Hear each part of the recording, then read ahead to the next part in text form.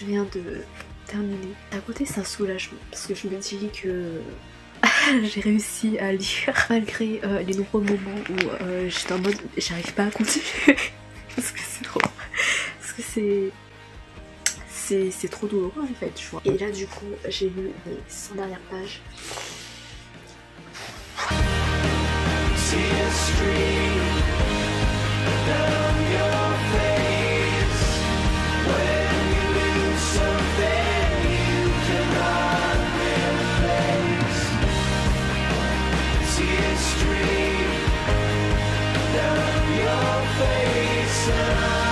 Je pensais qu'en parlant à toi j'allais me pleurer mais... Bref. C'est la deuxième fois que je tourne cette vidéo, j'espère que ça va aller. Hey, je suis un peu émue de tourner cette vidéo parce que c'est une vidéo qui me tient très à cœur, comme ça va être dédié à mon premier coup de cœur de l'année 2022. En fait, quand je parle de coup de cœur, je ressens un peu un sentiment crispé en même temps parce que c'est un livre qui m'a traumatisée. D'habitude j'évite d'utiliser ce terme parce que voilà, c'est un terme assez grave, assez sérieux. Pour définir une expérience livresque, ça peut me sembler un peu exagéré, mais là j'ai pas d'autres mots en fait. Genre même le mot dévasté pour moi c'est pas assez fort pour rendre compte de ce que ce livre m'a fait traverser en termes de tourbillon d'émotions très éprouvant. Bref, il s'agit de Une vie comme les autres de Anya Yanagihara. Tout d'abord, je vais faire un petit story time pour expliquer brièvement comment j'ai découvert ce livre.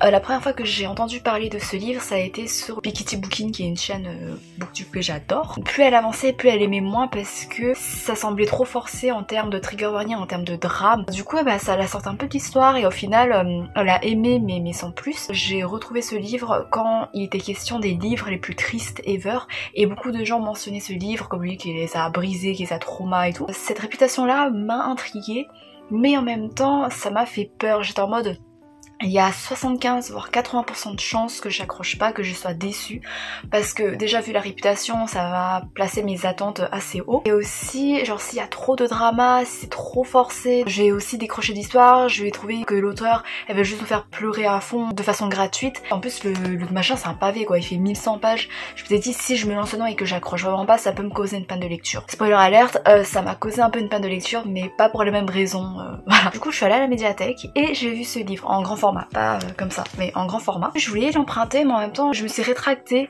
parce que je vous ai dit non ça se peut ça va te causer une panne de lecture, tu le sens pas trop, voilà, même si ça t'intrigue, mais peut-être une prochaine fois. Et quand je suis rentrée chez moi j'ai repensé, j'étais en mode ouais mais ce serait bien d'essayer parce que bah on sait jamais, peut-être ça va être une bonne surprise.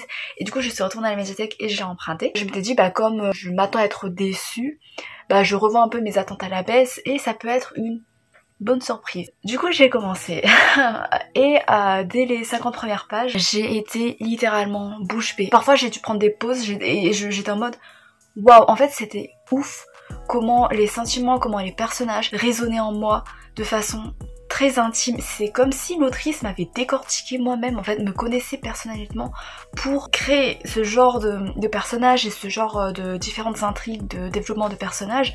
Et vraiment en fait c'est un sentiment assez perturbant, tu vois, tu te sens mise à nu. C'était comme un reflet de ma propre vie et vraiment j'ai été chamboulée par ces 50 premières pages, rien que les 50 premières pages. Du coup je me suis dit ok, j'ai arrêté de lire pour l'instant, j'ai refermé mon livre, je me suis dit je vais le rendre à la médiathèque et je vais acheter mon propre exemplaire. D'un côté, j'avais encore un peu peur d'être déçue par la suite parce qu'il m'est arrivé plein de fois d'être conquise par un livre dès le début et plus ça avance, plus ça se dégrade dans mon opinion.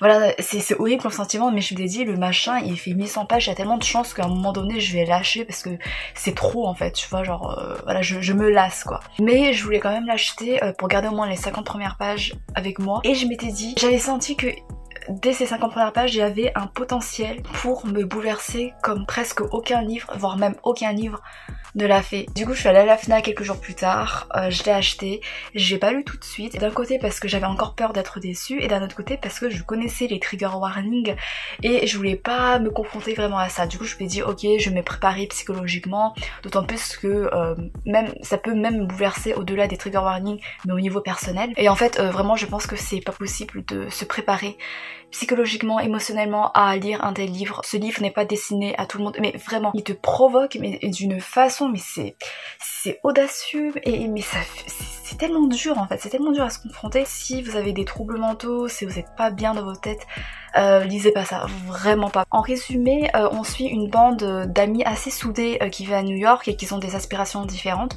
Il y a JB qui est un artiste, enfin, qui veut travailler dans l'art, Willem dans le cinéma comme acteur, Malcolm dans l'architecture et Jude dans le droit. Dès le début, on voit un peu leur personnalité distinctive, leur background, leur histoire, leur développement, sauf pour Jude, qui est justement le protagoniste suprême de l'histoire, autour duquel toute l'histoire va tourner, tous les arcs, toutes les relations, tous les développements de personnages vont tourner, et tous les trigger warnings à peu près. Parce que Jude c'est quelqu'un de très réservé, il se confie très peu, voire pas du tout à ses amis, il garde tout pour lui, mais quand même si au début on n'a pas son point de vue, on sait déjà qu'il a un bagage traumatique très lourd en fait, qui impacte violemment dans sa vie personnelle, dans sa psychologie. C'est très éprouvant parce que déjà dans le récit au début, il a une vingtaine d'années, tu vois, et tu te dis, il a déjà vécu des choses horribles dans son enfance, en fait, dans sa jeunesse. Quand tu connais les trigger warnings, tu te doutes de ce qu'il a vécu, sans même connaître les détails, t'es déjà hyper dégoûté. En fait, dès le début, ce qui m'avait conquise,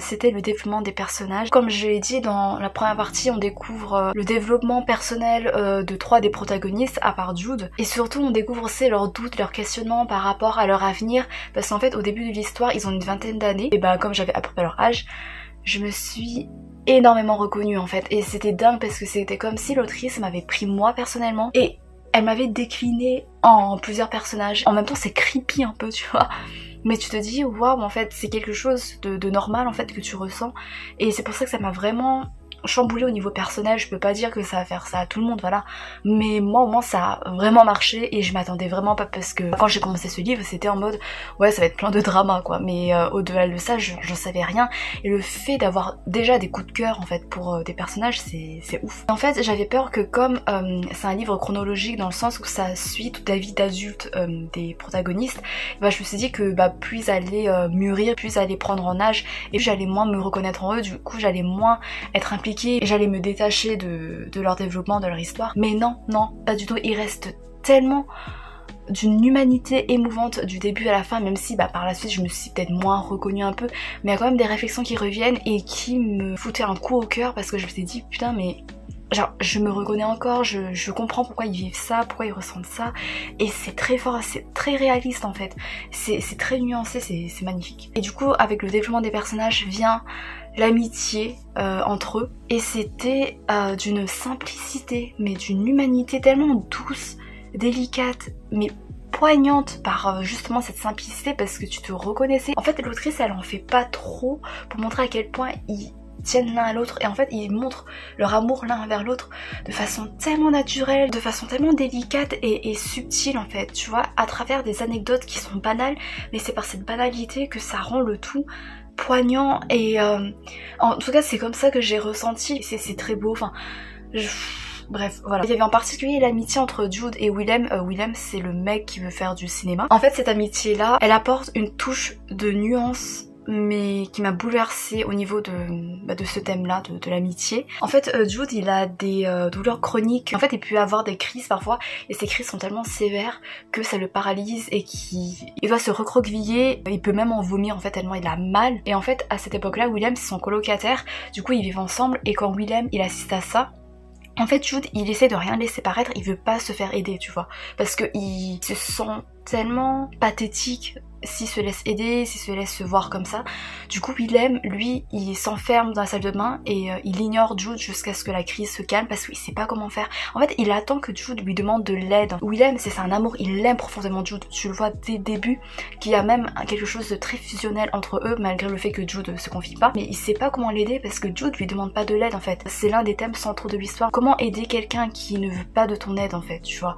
Genre est-ce que tu le pousses et après tu lui provoques un sentiment sentiment d'humiliation en quelque sorte, ou alors bah tu le laisses faire, tu le laisses souffrir tout seul, et dans ce cas-là bah tu te sens comme le plus caca des amis quoi. C'est un thème qui m'a chamboulé dès le début parce qu'en fait on s'identifie très facilement à Willem. C'est le genre de situation dans lequel on peut se confronter dans la vraie vie, avec les amis qu'on a. Et pareil pour Jude, le fait qu'il a du mal à demander de l'aide parce qu'il culpabilise de déranger les autres. Ça donnait une dimension humaine mais tellement vraie.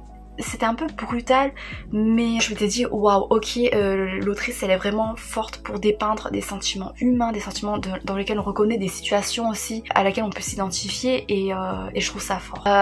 Jude, le pivot central de l'histoire. Et encore aujourd'hui, parfois quand je pense à lui, je peux parfois fondre en larmes si je pense à certaines scènes, en fait à juste lui, tu vois. Genre je me rappelle à la fin de la lecture, le lendemain et les jours qui ont suivi, j'arrêtais pas de penser à lui et tout ce que je voyais dans la vraie vie, ça me rappelait lui. J'étais en mode mais est-ce que Jude il aurait aimé ça? Est-ce que ça le rendrait heureux? Est-ce qu'il va bien? C'est chaud en fait d'être autant marqué par un personnage, mais bon. En fait Jude il m'a pas marqué par pitié, mais parce que juste je l'aime profondément. En fait Jude c'est la raison parfaite pour laquelle Une vie comme les autres, c'est je pense vraiment le livre le plus triste que j'ai lu. Pas pour les abus, pas pour ses traumatismes, même si ça a été dur à lire. Enfin, en fait on a des retours du coup vers son passé. Je lisais en diagonale parce que voilà, mais même lire en diagonale du coup j'avais quand même les grandes lignes.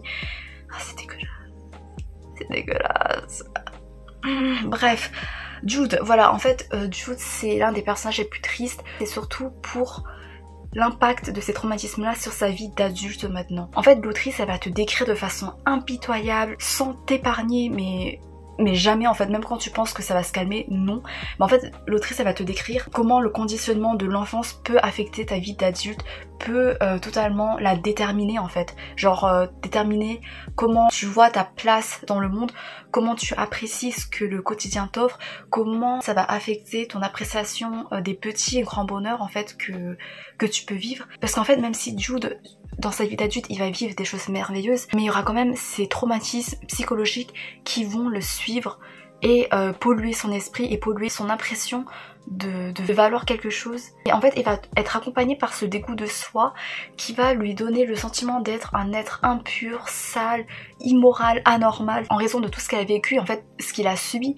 Mais en fait ce qu'il a subi, bah, il était enfant et du coup il avait pas de recul en fait. Tout ce qu'on l'avait dit de dénigrant, bah en fait il a incorporé, il a intégré à lui-même, et maintenant c'est ce qu'il pense de lui, et il arrive pas à prendre du recul tellement ça a impacté, tellement ça l'a traumatisé. Du coup Jude maintenant il va se rabaisser autant physiquement en se blessant lui-même que mentalement en s'insultant en fait, en se disant qu'il mérite quand on le traite mal, ou en restant méfiant vis-à-vis de tout ce qui peut lui arriver de beau, parce qu'il se dit le karma un jour il va se retourner contre moi. Enfin de toute façon ce que je vis de beau maintenant ça va jamais durer, parce que avant quand j'étais enfant bah ce que je vivais de beau et bah ça a été des illusions, ça a été des mensonges. En fait il est toujours sous ses gardes et ça va l'empêcher de profiter à fond, de vraiment se confier à d'autres, de se sentir méritant de recevoir l'amour des autres. Et c'est hyper éprouvant parce qu'en fait t'es là et tu te sens impuissante. T'as envie de le prendre dans tes bras ou de le secouer en mode mec, tu mérites pas tout ça, t'as pas mérité tout ça, c'était pas ta faute et tu mérites de l'aide. Et en fait tu te mets à la place de ses amis en fait qui veulent l'aider mais lui il veut pas, et du coup tu sais pas quoi faire, t'es paralysé et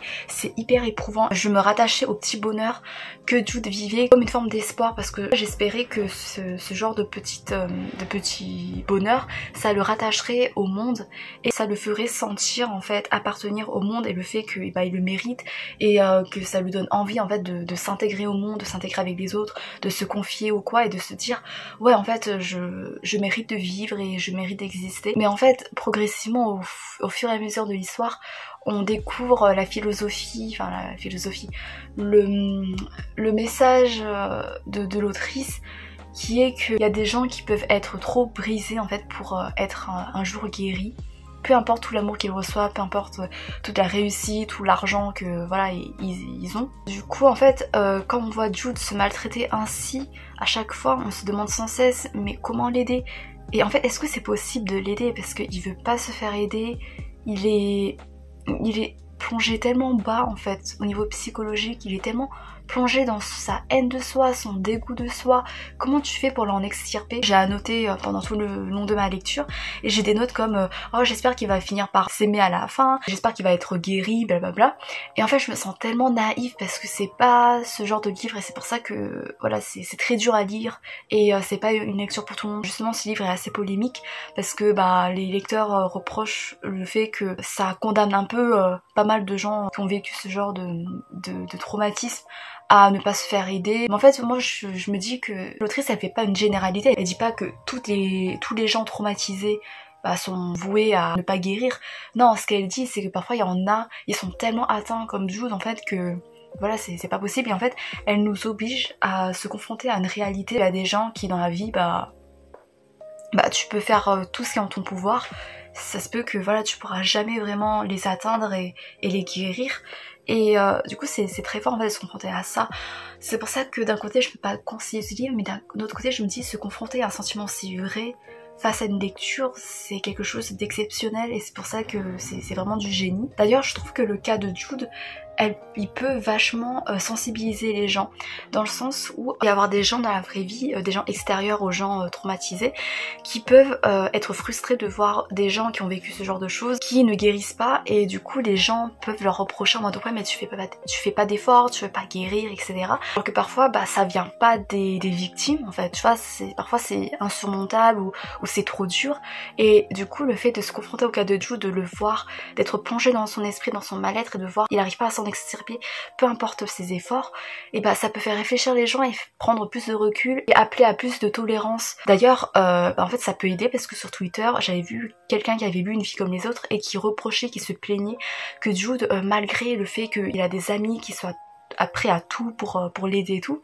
bah Jude est toujours dans son coin, il veut pas se confier, du coup il guérit pas, du coup c'est sa faute et c'est saoulant gna gna gna. Et moi je suis en mode mais le manque de compassion que tu peux avoir pour dire ce genre de choses sur Jude, enfin genre je suis ok ouais vraiment ce livre pourrait t'aider à prendre du recul par rapport à ça. Aussi il y a des gens qui parlent du coup de torture porn et pour moi c'est un terme qui a une connotation de violence, de torture gratuite alors que justement moi ce qui m'a bouleversée c'était pas ce genre de moment, c'était les conséquences psychologiques sur Jude, sur comment ça l'affecte dans sa vie quotidienne. Quand on était plongé dans la psychologie de Jude, ça me faisait chialer à chaque fois parce que je comprenais pourquoi il se sentait mal comme ça mais d'un autre côté j'étais en mode mais je veux le libérer de ça parce qu'il le mérite pas mais comme j'ai dit tu peux rien faire quoi et c'est horrible. Mais aussi mon attachement pour Jude c'était pas seulement parce que bah, c'est un personnage triste mais c'est aussi pour sa personnalité mais tellement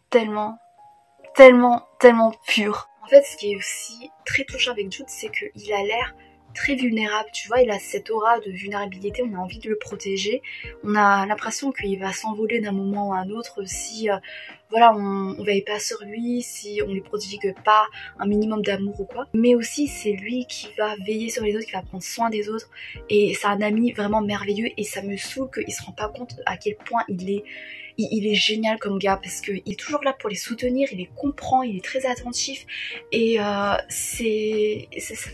ça me fait tellement chaud au cœur, je trouve ça tellement beau parce que il a vécu tellement de merde, de traumatismes, d'abus, de mensonges, de trahison par le passé, il aurait pu tellement perdre foi en l'humanité et se dire que ça vaut pas la peine de se rapprocher des autres parce que bah il peut ressouffrir ainsi par la suite. C'est un peu la construction basique des bad boys, hein. Voilà, pour moins que ça même. Mais non, Jude, il est là et il s'attache aux autres et il est là pour les soutenir et pour leur prodiguer tout l'amour qu'il possède et il est une source d'amour mais énorme à lui seul en fait. C'est incroyable, moi je trouve que c'est quelque chose de très fort en lui. Je viens de remarquer que j'avais des cheveux dans mon chouchou. On va dire que c'est une référence un peu au début du roman.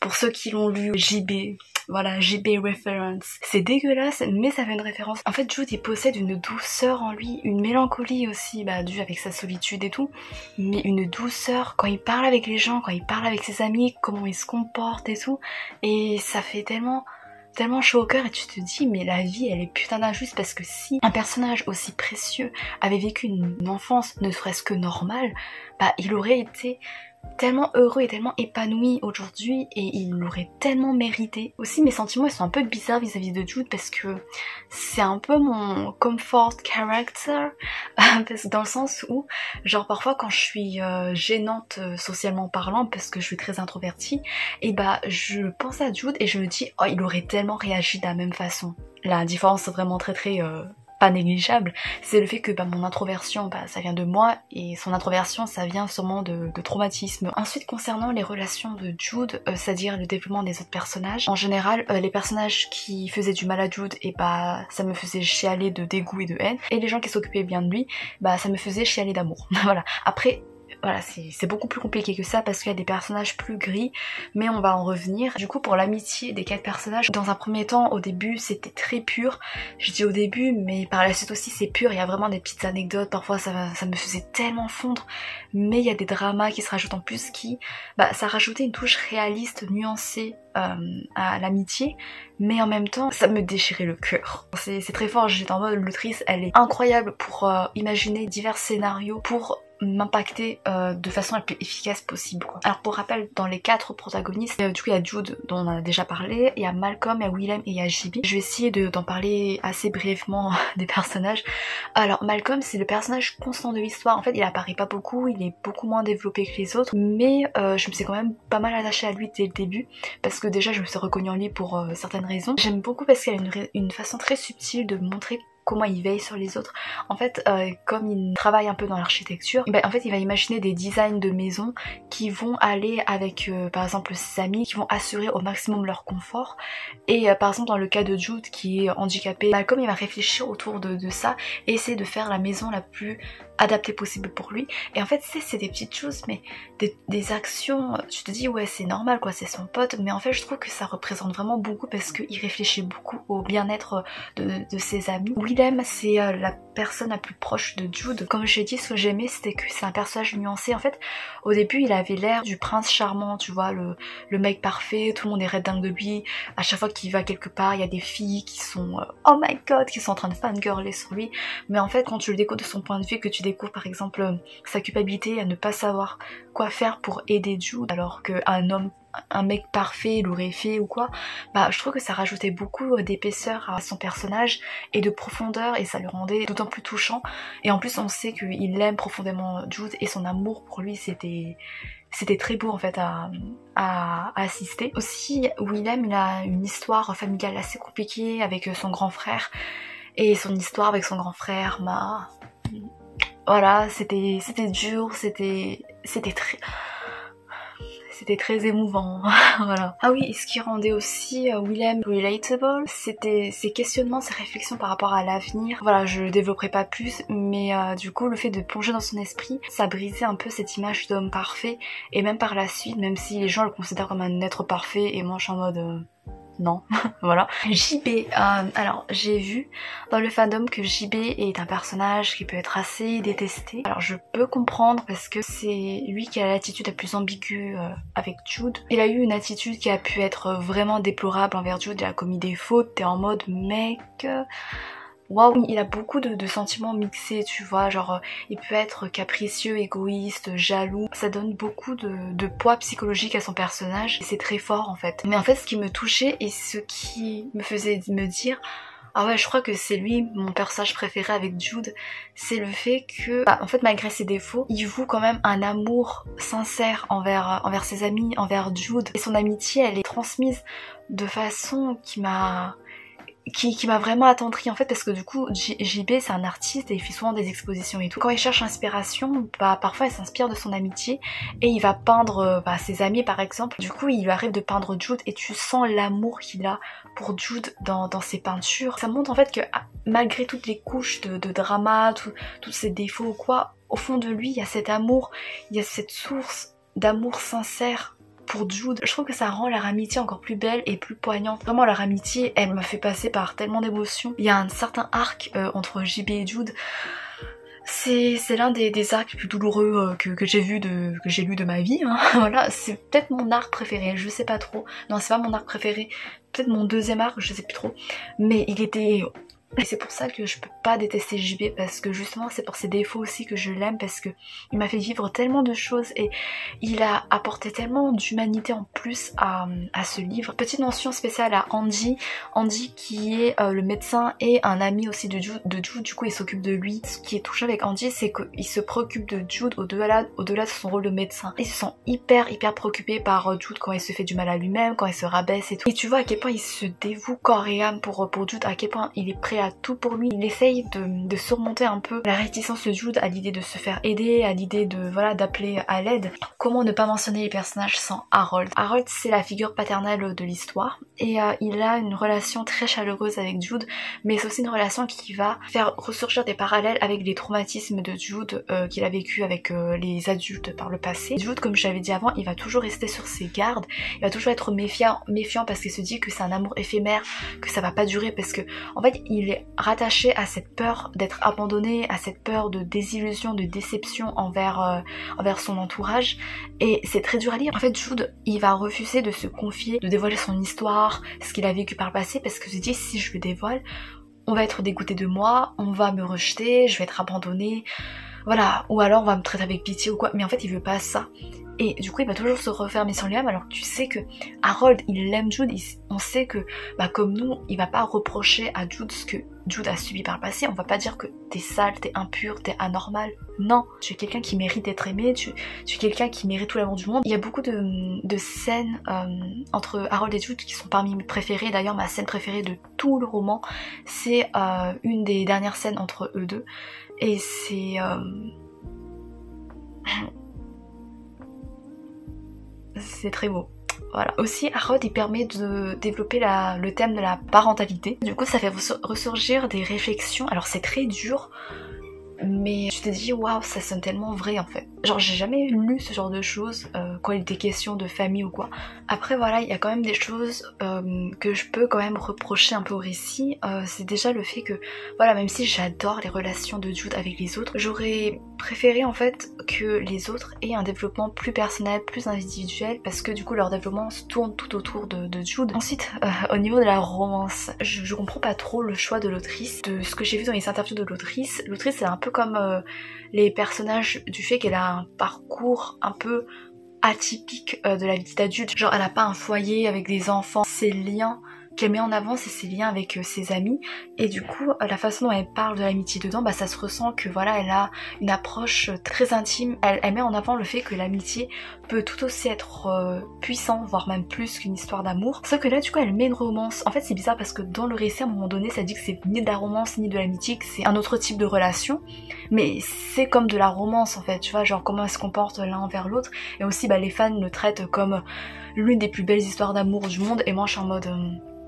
non. En fait ça me met très mal à l'aise de voir que les gens définissent cette relation comme ça, parce que cette relation m'a mise très mal à l'aise, et en fait c'est pour des raisons vraiment explicites dans le roman, du coup je comprends vraiment pas l'avis des fans. Comment dire sans spoiler, ça a ajouté une vague de tourments psychologiques pour l'un des personnages, et c'était très dur à lire en fait. C'est pour ça que quand les gens parle de cette histoire comme idyllique et tout, je suis en mode mais est-ce qu'on a lu le même livre? Est-ce que vous avez lu une version raccourcie ou censurée? Parce qu'il y a des scènes en mode mais cette romance elle est en train de polluer la vie d'un des personnages, et même peut-être de l'autre aussi, je sais pas. En fait d'un côté j'ai aimé ce parti pris, parce qu'au début quand ça a dérivé vers la romance, je m'étais dit ok ça a prendre la route du l'amour guérit tout, et en fait l'autrice m'a une fois de plus prouvé qu'elle pouvait vraiment briser les clichés et prendre un autre chemin plus impitoyable qui ne nous épargnait rien. Du coup j'étais en mode merci je crois. Voilà, du coup il y avait ce réalisme en partie psychologique qui m'avait vraiment touchée et qui m'avait agréablement surprise, même si c'était dur à lire, mais au moins voilà, genre ça me gardait impliquée dans l'histoire. Mais comme j'ai dit, d'un côté pour moi ça a gâché la relation, parce que j'aimais bien le message du début comme quoi tu pouvais te contenter de l'amitié, ça pouvait être hyper fort comme moteur pour développer ton entourage, et cette relation pour moi elle était abusive. Enfin voilà, si vous le lisez dites-moi ce que vous en pensez, mais en fait ça m'horripile même de voir des gens qui sont passés au-delà de ça et qui... Non en fait, non. Genre je dis pas que cette romance c'est du pur déchet du début à la fin, parce que j'aime les deux personnages qui sont impliqués. D'ailleurs ça les rend humains, mais je veux pas qu'on romantise ça, tu vois. En conclusion, je peux dire que c'est pas pour tout le monde, loin de là. Je pourrais vous dire ouais, accrochez-vous avant d'entamer ce récit, mais c'est pas possible de vous accrocher parce que dans tous les cas vous allez être impacté. Peut-être qu'en vrai vous allez détester, tu vois, vous allez dire non c'est immoral comme récit, c'est choquant, c'est... je sais pas, il y en a plein qui ont décrit ces livres comme ça. Si par pur hasard vous allez à la rencontre de Jude, ce serait hyper cool de discuter de lui avec vous parce que je l'adore. En fait il y a tellement de choses à en dire, enfin vraiment si je pouvais en parler pendant des heures je le ferais, mais là je rentrerai dans du spoil. Mais il y a tellement de choses, genre je sais pas si vous voyez, déjà je mets plein de post-it et j'ai surligné plein de choses, j'ai annoté et tout. Bref, voilà, il y a beaucoup de passages, même des passages vraiment banals, vraiment je pense qu'il y a plein de gens qui ont oublié mais qui m'ont marqué, qui m'ont fait pleurer. En fait c'est marrant parce que quand je vois des reviews des gens qui parlent de leur expérience, ils disent qu'ils ont commencé à pleurer, je sais pas, à la moitié ou vers la fin du récit parce que c'est là où tout s'enchaîne. Mais moi j'ai pleuré dès le début parce que c'est par sensibilité personnelle. Il y a beaucoup de lecteurs qui ont pleuré, mais est-ce qu'il y a beaucoup de lecteurs qui ont pleuré dès le début et pour des passages vraiment random, juste parce que c'est empreint d'une humanité? Je crois que je l'ai répété 40 000 fois, humanité, mais c'est ça. Les mots et les adjectifs pour décrire grosso modo ce livre, c'est humain, éprouvant, traumatisant. Ouais, je pense. J'espère que la vidéo n'a pas trop duré, j'ai trop peur. En plus, c'est même pas une vidéo pour vous inviter, pour vous convaincre de lire, parce que je peux pas vraiment vous conseiller. Mais voilà, si vous êtes intéressé, ça me fera aussi plaisir.